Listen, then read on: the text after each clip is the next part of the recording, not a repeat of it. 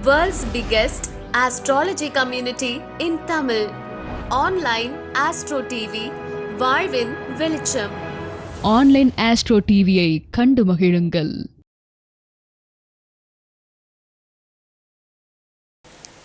அடுத்ததாக எங்கள் அன்பிற்கும் பாசத்திற்கும் உரிய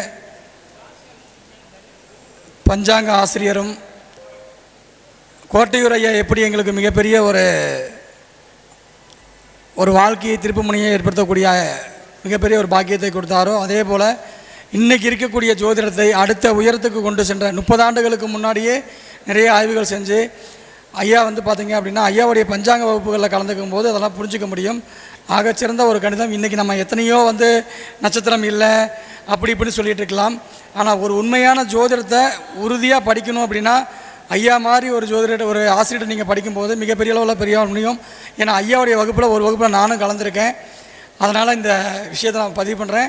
ஸோ என்னுடைய ஆசிரியர் அருள்வேல் ஐயா அவர்கள் இப்பொழுது கொண்டு அருமையான பஞ்சாங்கத்தை பற்றியான சிறப்புரையை ஆற்றுமாறு அன்புடன் கேட்டுக்கொள்கிறோம்.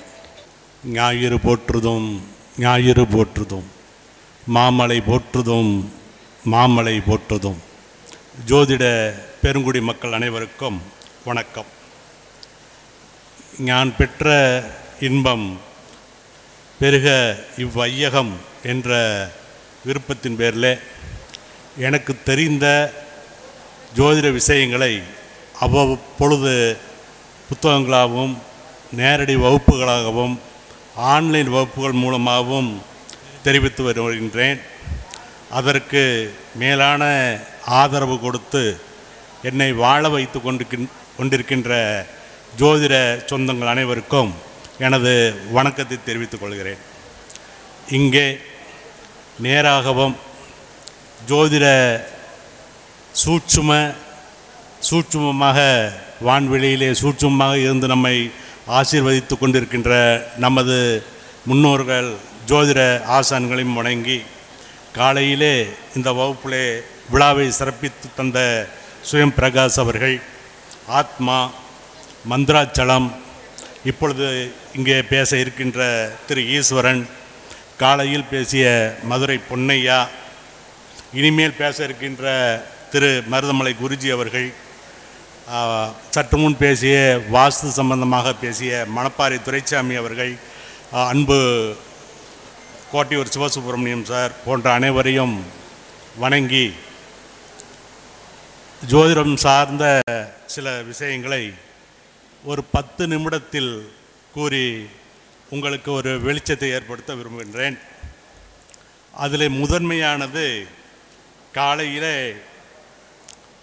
திரு பொன்னையா சுவாமிகள், அன்பு நண்பர் பொன்னையா சுவாமிகள் ஒரு கருத்தை சொன்னார்.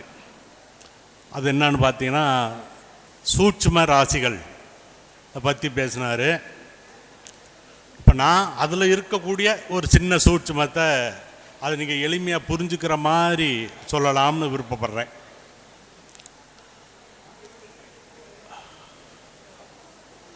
என்னான்னு பார்த்தீங்கன்னா, ஒவ்வொரு கிரகத்துக்கும் ஒரு குறிப்பிட்ட ராசி சூட்சும ராசியாக கொடுத்துருக்குறாங்க. அந்த என்னன்னு பார்த்தீங்கன்னா, சூரியனுக்கு சிம்மம்,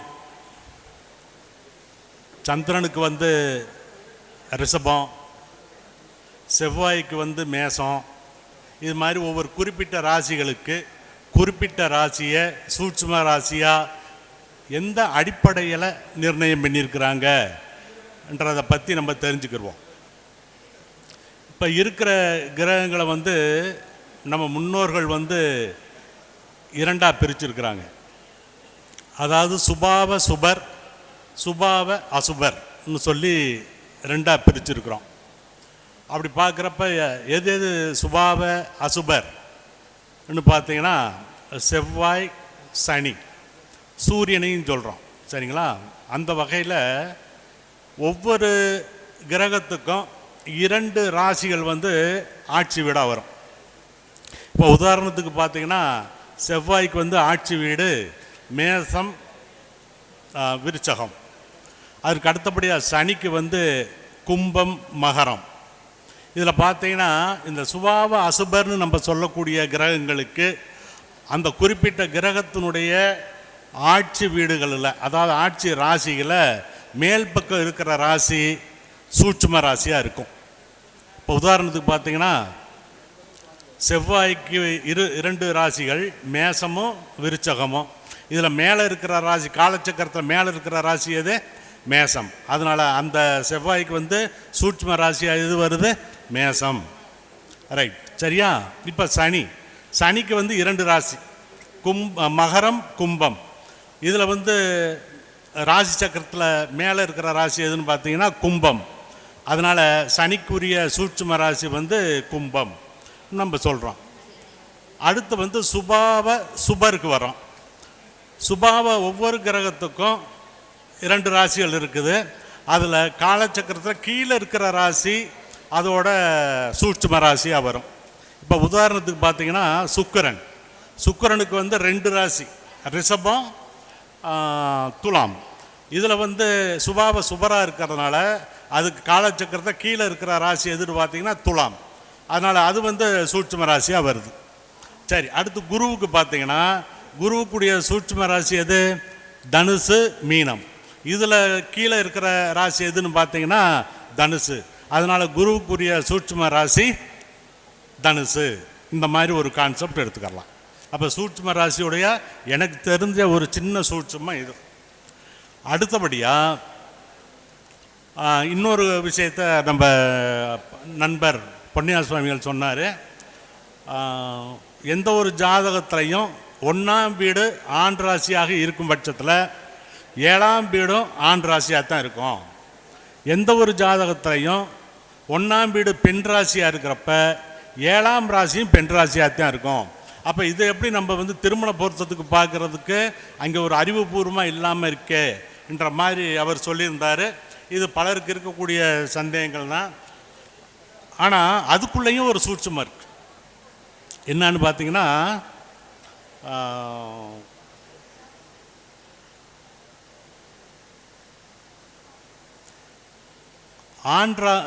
ஆண் கிரகங்கள் பெண் கிரகங்கள் அந்த மாதிரி பிரித்து, அப்போ ஆண் கிரகங்கள் பெண் கிரகங்கள் கிடையாது, வர்க்கம். இந்த வர்க்கத்தை பிரிக்கிறது பார்த்தீங்கன்னா சூரியன் வர்க்கம்.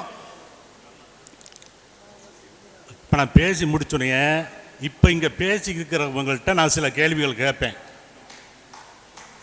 இங்கே எதோ பொழுது போகாமல் நாங்கள் வந்து பேசலை, சரியா? இப்போ நான் சொல்லியிருக்கிற செய்தியை உங்களுக்கு யாருக்காவது மனசில் பதிஞ்சிருக்கா? இல்லைன்னு இப்போ நான் கேட்குற கேள்விக்கு நீங்கள் பதில் சொல்லுங்க. அதனால் நண்பர்களே, நான் பொறுமையாக தான் இருந்து பார்த்தே முடியலை. ஒரு பேச்சாளனுக்கு அவமரியாதை எதாக இருக்குன்னு பார்த்தீங்கன்னா பேசிக்கிருக்கிறப்ப மற்றவங்க பேசுகிறது. அதனால் எவ்வளோ நம்ம பேசிக்கிட்டு தான் இருக்கிறோம். அதனால் தயவு செஞ்சு கேளுங்க. ஏன்னா எங்கேயும் கிடைக்காத விஷயம் எனக்கு கிடைச்சிருக்கு, அதை உங்கள்கிட்ட பகிர்ந்துக்கிறோம், சரியா? இதை நான் சொல்லணுன்ற அவசியம் இல்லை. என் புத்தகத்தில் போட்டு நான் காசாகிட்டு போயிடலாம். ஆனால் எனக்குன்னு ஒரு புண்ணியம் வேணுன்றதுக்காக சொல்கிறேன். இந்த மாதிரி நீங்களும் சிந்தனை வேணும்னு நான் உங்களை கேட்டுக்கிறேன். ரைட். இப்போ பார்த்தீங்கன்னா இந்த கிரகங்களை வந்து சூரியன் வர்க்கம் சனி வர்க்கம்னு ரெண்டாக பிரிப்பாங்க. இதை முதலாக எனக்கு தெரிஞ்சு பிரித்து காமிச்சது வந்து என்னுடைய அப்பா ராஜகோபால செட்டியார் வந்து அதை பிரித்து காமிச்சார். இதை என்னோடய புத்தகத்தில் சொல்லியிருக்கிறேன். அதுக்கப்புறம் அதை கொஞ்சம் டெக்னிக்கலாக காப்பிரைட் ப்ராப்ளம் வரக்கூடாதுன்றதுக்காக சூரியன் அணி சுக்கிரன் அணின்லாம் பிரித்தாங்க. எல்லாம் ஒன்று தான், விஷயம் ஒன்று தான். பார்த்தீங்கன்னா சூரியன் அணியில் எந்தெந்த கிரகங்கள் வரும்னு பார்த்தீங்கன்னா சூரியன், சந்திரன், செவ்வாய், குரு. இந்த கிரகங்கள் பூரா ஒரு பங்காளிகள்னு வச்சுக்கோங்க, சரிங்களா? அடுத்து மீதி இருக்கிறவங்க வந்து புதன், சுக்கிரன், சனி. இவங்க பூரா ஒரு வர்க்கம், இவங்க பூரா பங்காளி, சரிங்களா? இப்போ இந்த பங்காளிகள்னு சொல்கிறோம் இல்லையா, சூரியன், சந்திரன், செவ்வாய், குரு, இவங்க பூரா தங்களுடைய ராசிக்கு 1க்கு 1 5 9 இருப்பாங்க, சரியா? அதே மாதிரி புதன், சுக்கிரன், சனி பார்த்திங்கன்னா 1க்கு 1 5 9ஆம் ராசிகளில் அவங்களுடைய ஆட்சி வீட்டு இருக்கும். இதை வச்சு தான் நம்ம வந்து எல்லாம் ஒரு வர்க்கத்தை சேர்ந்தவங்க பங்காளின்னு சொல்லிக்கிறலாம். இப்போ நம்ம பொண்ணு எடுக்கிறது பங்காளிக்குள்ளே எடுப்போமா, மாமி மச்சனுக்குள்ளே எடுப்போமா? இல்லையா, மாமி மச்சனுக்குள்ளே தான் எடுப்போம். அப்போ இதில் யார் மாமி மச்சனாக வருவான்னு பார்த்தீங்கன்னா சூரியன் வர்க்கத்தாளுக்கு சனி வர்க்கத்தாள் பூரா மாமி மச்சானாக வருவான், இல்லையா? சனி வர்க்கத்தாளுக்கு சூரியனுடைய வர்க்கத்தில் இருக்கிற முறை மாமி மச்சானா வருவான். ரைட். இப்போ இந்த விஷயத்தை புரிஞ்சுக்கிட்டீங்களா? எந்த ஒரு கிரகத்தை வேணாலும் எடுத்துக்கங்க. இப்போ உதாரணத்துக்கு கடகத்தை எடுத்துக்கிடுவோம். கடக லக்னத்துக்காரர். கடக லக்னத்துக்கு லக்னாதிபதி யார்? சந்திரன். இந்த சந்திரன் சூரியன் வர்க்கத்தை சேர்ந்தவர். அதுக்கு நேராக 7வது ராசியில் இருக்கிறது யார்? சனி. இந்த சனி வந்து சனி வர்க்கத்தை சேர்ந்தாள். அப்போ மாமி மச்சான் உறவு வந்துடுதா? இப்படி தான் நம்ம வந்து பொண்ணு எடுக்க முடியும், பங்காளிக்குள்ளே எடுக்க முடியாது. அப்போ இந்த கான்செப்ட் அதுக்குள்ள மறைபொருளாக இருக்குன்றது என்னுடைய சிந்தனை. நல்ல கொஞ்சம் தண்ணி விடுங்க. அடுத்தபடியாக உண்மையிலே இந்த விழாவுக்கு வர்ற உடல்நிலையில் இல்லை, அநியாயத்துக்கு ரொம்ப பேச வேண்டியது கரெக்ட், ரொம்ப சோர்வாக இருந்துச்சு. ஏன்னா இந்த 10 நாளாக தொடர்ச்சியாக பிரயாணங்கள் இருந்துட்டு, அதனால் அவங்க போனாமா எப்படியாவது தவிர்த்தரலாமான்லாம் பார்த்தேன். கடைசி நேரத்தில் இவர் நம்ம கோட்டையூர் சார் வந்து அந்த அழைப்புதலை அனுப்பிச்சி வச்சுருந்தார். அதில் பார்த்தீங்கன்னா எனக்கு கொடுத்துருந்த தலைப்பு என்னுடைய வாழ்க்கையுடைய லட்சியமாக நினச்சி கொடுக்கக்கூடிய தலைப்பை கொடுத்துருந்தார்.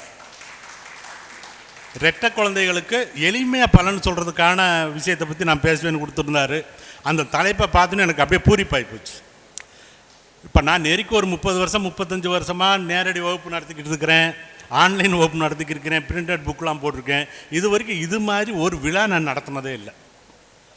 இதை நடத்துறதுன்றது அவ்வளோ ஈஸியான வேலையெல்லாம் இல்லை.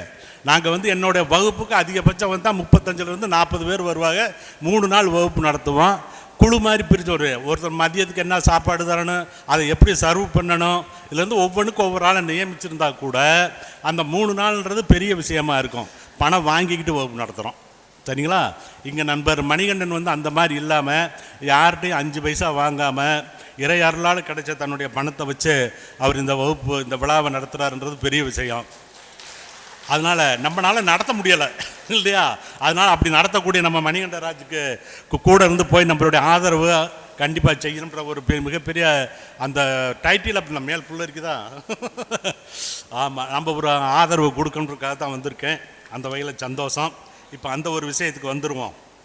அதே மாதிரி பார்த்திங்கன்னா அவரை திரும்ப நம்ம இவர் சொன்னார், நம்ம மதுரை பொன்னையா 35 வருட பழக்கம், 24 மணி நேரம் ஜோதிடத்தை தவிர வேறு எந்த சிந்தனையும் கிடையாது. அவர் ஒரு முக்கியமான ஒரு நபரை சொன்னார். மதுரையில் பாஸ்கரன் ஒருத்தர் இருக்கிறார், திலக் பாஸ்கரன், கேள்விப்பட்டிருப்பீங்க, யூடியூப்லாம் வருவார். அவரும் இதே மாதிரி தான் இந்த ரெட்டை குழந்தையிலேயே தான் இருப்பார். அவருடைய ஆய்வு ரொம்ப போற்றுதலுக்குரியது. எப்படியாவது ஒரு வாய்ப்பு கிடைக்கிறப்ப என்கிட்ட மட்டும் ஞாபகப்படுத்துக்குங்க. அவர் இங்கே கூப்பிட்டு வச்சு நம்ம கௌரவப்படுத்துவோம். சரிங்களா? இப்படி இடத்துல கௌரவப்படுத்தினாச்சா கொஞ்சம் நல்லா இருக்குன்றது என்னோட இது. அதே மாதிரி நெல்லை வசந்தன் சார், அதே மாதிரி பழங்கானத்தில் ஒரு ஜோசியர் பாக்கியம் பிள்ளைன்னு ஒருத்தர் இருந்தார்.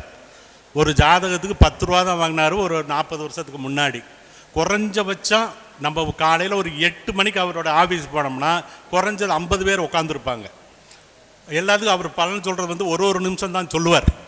ஆனால் அதை பார்க்குறப்ப நாங்கள் என்ன சொல்லுவோம்னா, இந்த பரியில் மீன் விழுகுதுன்னு சொல்லுவோம் இல்லையா? ஆற்றுல தண்ணி போகிறப்ப பரிவு கட்டுவாங்க, அதில் வந்து மீன் விழுகும். அது மாதிரி ஆளுங்க வந்து உட்காந்துக்கிட்டே இருப்பாங்க. அவர் வாங்குறது என்னமோ 10 ரூபா தான். அந்த மாதிரி நான் அருமையான ஜோதிடர். அவர்கிட்ட இருந்து நான் கற்றுக்கொண்ட ஒரு பாடத்தை நான் இப்போ உங்கள்கிட்ட சொல்கிறேன் பாருங்கள். நான் டைம் எடுத்துக்கலாமா? ரைட், இருந்தால் சொல்லிடுங்க, நான் அப்படின்னு படிக்கிறேன். சரியா? ரைட். அவர்கிட்ட நான் கற்றுக்கொண்ட ஒரு பாடம், ஆரம்ப காலத்தில் அவருடைய ஜாதகத்தை கருப்பு மையில் தான் எழுதுவார். அவர் எழுதுகிற ஜாதகம் வந்து கருப்பு மையில் தான் இருக்கும்.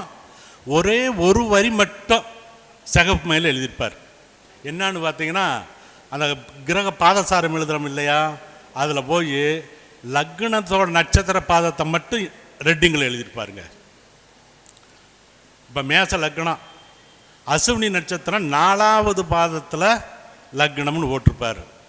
இல்லாட்டினா பரணி 4ல் இருக்கும், இல்லாட்டினா கார்த்திகை 1ல் போயிருக்குன்ற மாதிரி போட்டிருப்பார். இது எதுக்கு இவர் இதை மட்டும் சிவப்பு மேலே சிவப்பு மேலே எழுதணும்னு யோசிச்சுக்கிட்டே இருக்கிறப்ப தான் இந்த பாவச்சக்கர கணிதம்ன்றது எனக்கு ஒரு ஐடியா ஃப்ளாஷ் ஆச்சு. அது என்னான்னு பார்த்தீங்கன்னா, இப்போ அது அந்த பாதசாரத்தை வச்சு தான் உங்களுக்கு வந்து நவாம்ச சக்கரம் போடுவோம் இல்லையா?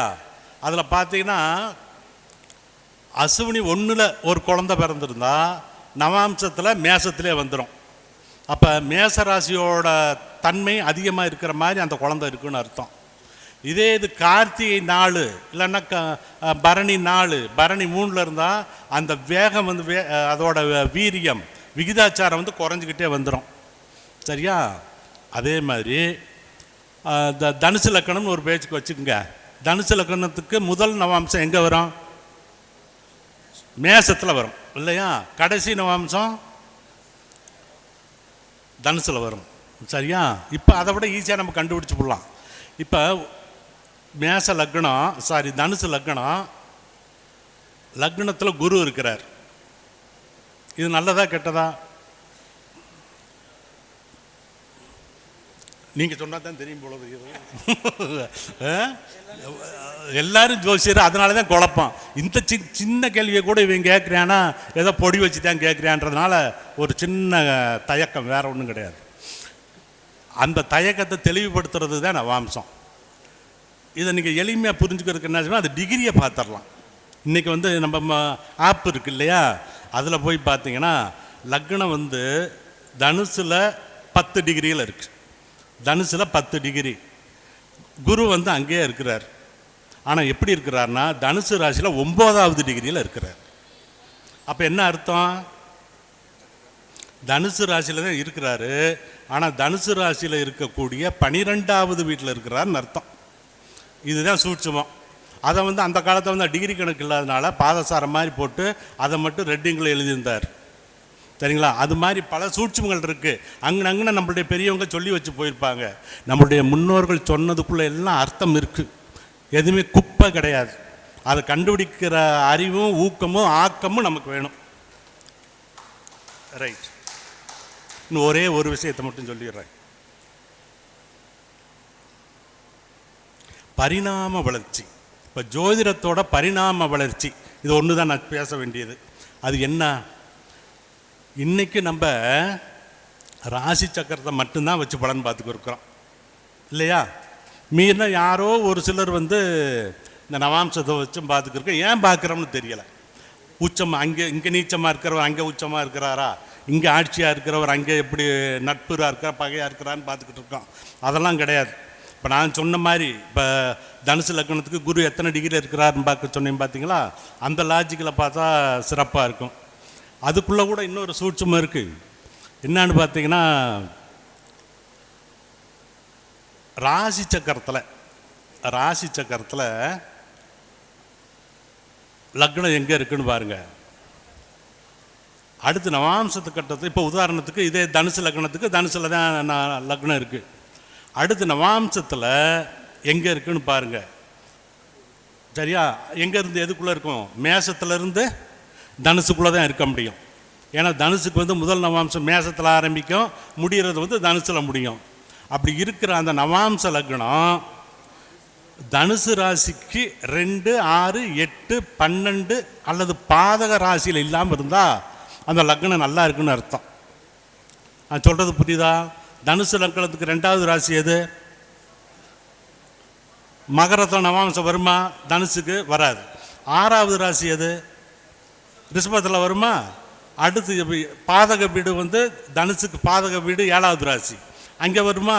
அங்கேயும் வரக்கூடாது. ஏன்னா 6, 7 போச்சு. 8 கடகம் வந்தால் கெட்டு போயிடும். அப்போ தனுசு லக்னத்துக்கு ரிஷபம், மிதுனம், கடகத்தில் நவாம்ச ராசி நவாம்ச லக்னம் இருக்கக்கூடாது. அந்த வீட்டு அதிபதி என்ன ஆனால் தனுசு ராசியில் வேறு எந்த கிரகம் இருக்குது, வேறு யார் இருக்கா, அதை பற்றிலாம் நீங்கள் கவலையே விட தேவையில்லை. ஏன்னு பார்த்தீங்கன்னா அப்படி இருக்கிற கிரகம் உலக அளவில் அந்த நேரத்துக்கு உலக அளவில் பிறந்த எல்லாத்துக்கும் அதே ராசியில் தான் இருக்க போகுது. சரியா? இந்த நிமிஷத்துக்கு மேசத்தில் இப்போ தனுசில் தானே சூரியன் இருக்கிறாரு, நவாம்சத்தில் ஏதோ ஒரு ராசியில் இருக்கிறாருன்னு வச்சுக்கோங்க. இந்த நிமிஷத்துக்கு உலகத்தில் பிறந்த எந்த ஜாதகம் கணித்தாலும் அதில் எந்த மாற்றமும் இருக்காது. அதனால் இந்த கிரகங்கள் சேர்க்கை யோகம் சொல்கிறோம் இல்லையா, அதுக்கெல்லாம் முக்கியத்துவம் தரவே தேவையில்லை.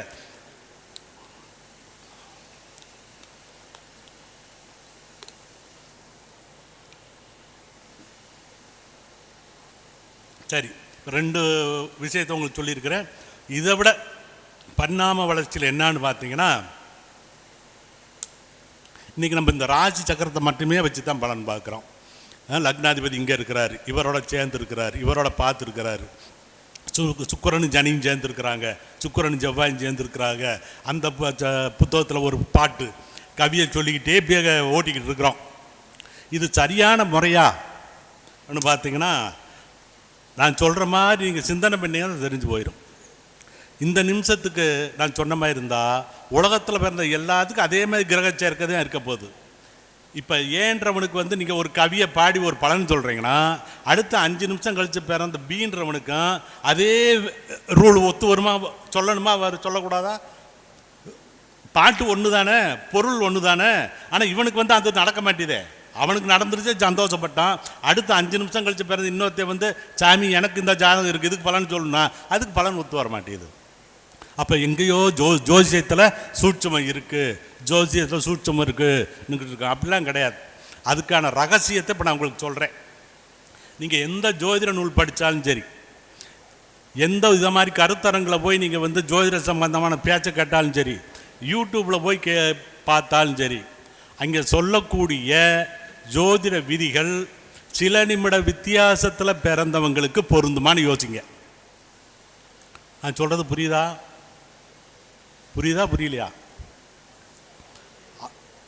இப்போ ஒருத்தர் பேசுகிறார், சூரியனும் சந்திரனும் சேர்ந்துருந்தால் அமாவாசை யோகம், சூரியனுக்கு 7ல் வந்து சந்திரன் தான் பௌர்ணமி யோகம், அப்போ இந்த ஜாதகன் வந்து பிரகாசமாக இருப்பான், சமூகத்தில் பிரபலியமாவான். சூரியனும் சந்திரனும் சேர்ந்துருந்தால் அமாவாசை யோகம், மனசில் பயங்கரமான கலக்கத்தில் இருப்பான்லாம் சொல்கிறோம்.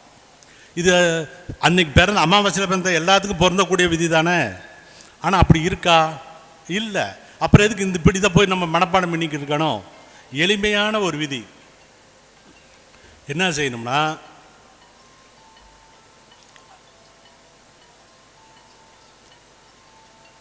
இப்போ வந்து கிரக சேர்க்கையை தான் நம்ம முக்கியமாக பார்க்குறோம். அதை பார்க்கக்கூடாது. லக்னம்னு பார்த்துக்கிட்டிங்கன்னா, இப்போ மேச லக்னம்னா அதிபதி செவ்வாயின்னு சொல்கிறோம் இல்லையா? அதை நம்ம பிரிக்கிறோம். அதுக்குள்ளே 3 நட்சத்திரங்கள் இருக்குது. என்னென்ன இருக்குது? கேதுவோட நட்சத்திரம் இருக்குது, சுக்கிரனோட நட்சத்திரம் இருக்குது, சூரியனோட நட்சத்திரம் இருக்குது. அப்போ இந்த ஜாதகர் லக்னத்தை தான் சொல்கிறேன், சரிங்களா? லக்னம் வந்து கேதுவோட நட்சத்திரத்தில் விழுந்திருக்கு, அப்படி இல்லைன்னா சுக்கிரனோட நட்சத்திரத்தில் இருக்குது, இல்லைன்னா சூரியனோட நட்சத்திரத்தில் இருக்குன்னு சொல்லி ஒரு பலன் சொல்கிறோம். ஆனால் இந்த நட்சத்திரமே பார்த்தீங்கன்னா 53 நிமிஷத்துக்கு இருக்கும். ஏன்னா ஒரு பாகை நகர்றதுக்கு 4 நிமிஷம் ஆகும். அதனால் என்ன செய்கிறாங்க, இதை வந்து 9ஆக பிரிக்கிறப்ப அந்த குறிப்பிட்ட டிகிரிக்கு இந்த வரியை மட்டும் நாம வச்சுக்கோங்க. ஒரு குறிப்பிட்ட டிகிரிக்கு ஒரு குறிப்பிட்ட கிரகம் ஆட்சி செய்யும்,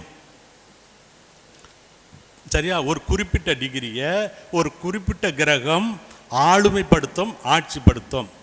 அப்படி இருக்கிறப்ப அந்த கிரகம் தான் நின்ற நட்சத்திரத்தின் அடிப்படையிலையோ இல்லாட்டினா புத்திநாதன் அடிப்படையிலையோ தன் வீட்டை வேறொரு வீட்டுடன் தொடர்பு படுத்தி கொள்ளும், சரியா? இந்த தொடர்பு படுத்தி கொள்ளும்ன்றதா அந்த வீட்டில் உட்காந்துருக்கான்னு ஒரு பேச்சுக்கு மட்டும் வச்சுக்கோங்க. இப்போ 1ஆம் வீடு வந்து கடக லக்னம், 1ஆம் வீடு வந்து 1ஆம் அதிபதி சுக்கிரன் வச்சுக்கோங்க. 1ஆம் வீட்டு அதிபதி சுக்கிரன் எப்படி சார் வரும்? கடக லக்னத்துக்கு வருவானா? அந்த வீட்டில் 3 நட்சத்திரம் இருக்குது. எது இருக்குது? சனியோட நட்சத்திரமான பூசம் இருக்குது, புனர்பூச நட்சத்திரம் குரு இருக்குது, ஆயில்யம் இருக்குது. அதை பிரித்து பார்க்குறப்ப புத்தியாக பிரிக்கிறப்ப தான் நான் அந்த வருவார். அந்த டிகிரிக்கு அதிபதியாக யார் வரா? சுக்கிரன் வர்றாரு. அந்த சுக்கிரன் வந்து 10ஆம் வீட்டை குறிகாட்டுறாருன்னா 1ஆம் அதிபதி 10ஆம் வீட்டில் இருந்தால் நம்ம என்ன பலன் சொல்லுவான்? 1ஆம் அதிபதி ஒரு ஜாதகத்தில் 1ஆம் அதிபதி 10ஆம் வீட்டில் இருந்தால் என்ன பலன் சொல்லுவான்?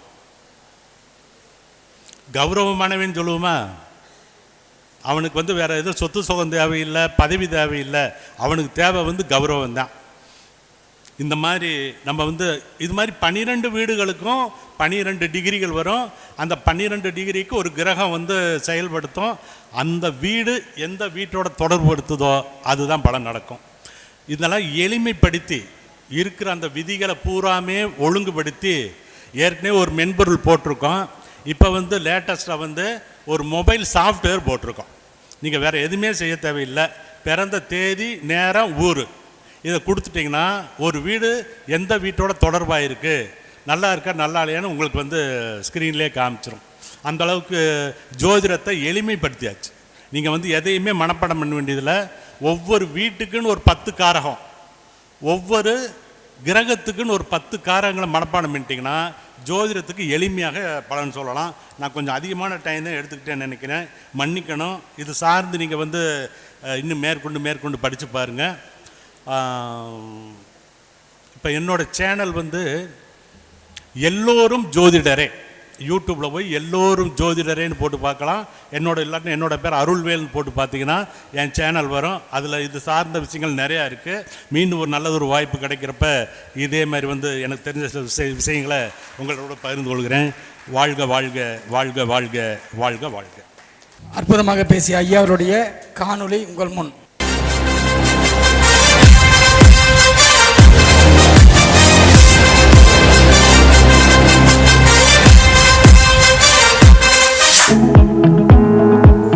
எல்லோரும் ஜோதிடரே என்ற பரந்த மனப்பான்மை கொண்ட பரந்தாமரே, வேலவனின் அருளாசி பெற்ற ஆதவனே, பஞ்சாங்க கணிதர் என்ற பெருமை கொண்ட ஜோதிட சிகரமே, பேசுவதே என் உயிர் மூச்சு என்றும் நான் 11 வயதில் மேடை ஏறி பேசி எனது பேச்சின் மேல் உள்ள ஆர்வத்தை வளர்த்திக் கொண்டேன் என யதார்த்தமாய் இதமாய் கனிவாய் பேச்சு திறமையை வெளிக்காட்டும் பேச்சாளரே, தினம் தினம் நீங்கள் தரும் ஜோதிட பதிவுகள் யாவும் நினைவில் அழியாத ஓவியமாய், காவியமாய், சித்திரமாய், சிந்தையில் நீங்காமல் நிலையாயுள்ளது.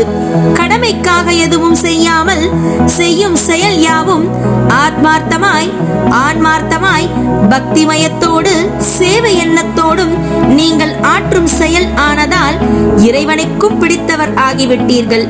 அனைவரும் ஜோதிடராக வேண்டும், ஜோதிடம் பற்றி தெரிய வேண்டும் என்று விழிப்புணர்வுடன் நீங்கள் பேசும் கருத்துக்களையும் கற்கண்டு தித்திப்புக்களே. உயர் திரு அருள்வேல் ஐயா அவர்களை சிறப்பு விருந்தினராக வரவேற்பதில் பெருமிதம் கொள்கிறது தர்மசாஸ்தா ஜோதிட வித்யாலயா.